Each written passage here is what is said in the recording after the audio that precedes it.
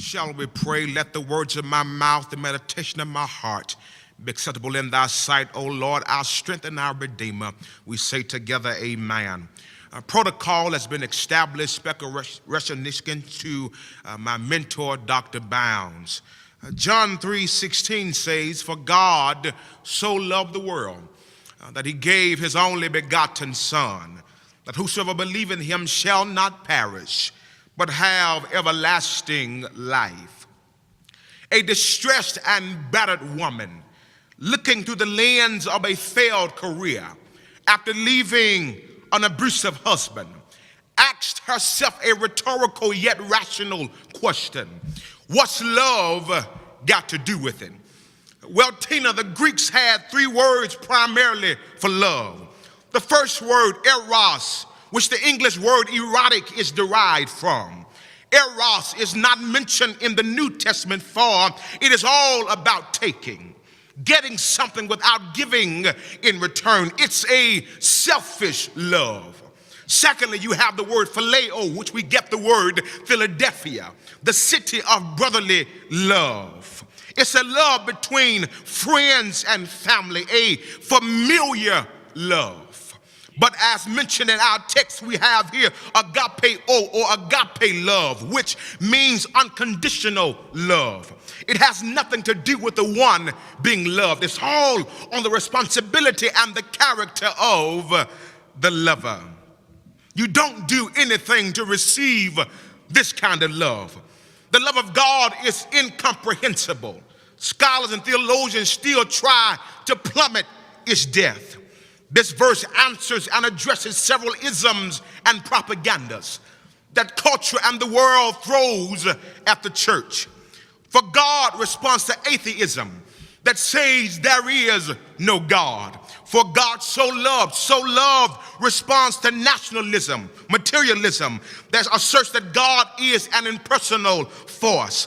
The world responds to nationalism, which suggests that God only loves certain people. That he gave response to materialism because God is a giving God. His only begotten Son responds to Mohammedanism because Muhammad says God has no son. That whosoever believes in him responds to five-point Calvinism that says Jesus died only for certain people, should not perish.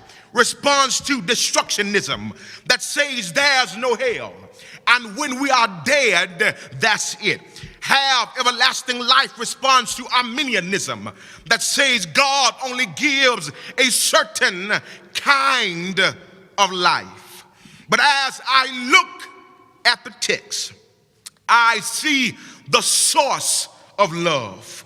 For God, the God that told Moses, my first name is the same as my last name. I am that I am. Secondly, I see the supremacy of God's amazing love. So loved. The word so expresses a degree of intensity. So is a demonstrative adverb, which means he loves in an infinite manner, in which cannot humanly be understood. For God so love is higher than I love you. I love you, but I love you so. Thirdly, I see the subject of God's love, the world. I remember a song as a little boy that says he got the whole world in his hand. He got mama and daddy, and they're all in his hand. This expresses the universal love of God. He loves the Baptist, but he loves the Methodist too. He loves the saved, but he loves the backslider as well.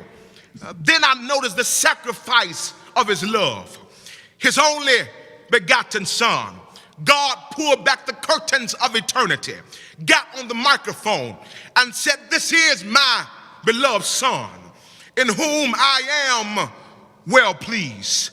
Then I see the scope of his love, that whosoever, that's me and you, all of us in here are some whosoevers, shall believe in him. Then I see the security of his love, shall not perish. The Greek word here renders it to mean to destroy utterly. Finally, I see the stupendous of his amazing love. Have everlasting life. We have an everlasting communion with our loving God. There's no one like the Lord. There's no love like the love of God. Well, Tina Turner, if you are still unsure of what love has to do with it, one day, God took the sun and made energy. He took energy and made photosynthesis. Took photosynthesis and he made a seed. Took a seed and he made a bush. Took a bush and he made a tree. Took a tree and he made wood. Took wood and made a cross. Took the cross and made a hill called Calvary. And you know what happened one Friday? Love died in my place, but died when all. Love stayed there all night Friday and all day Saturday and all night Saturday night. But one early Sunday morning, love got up. That's what love got to do with it. Bless you.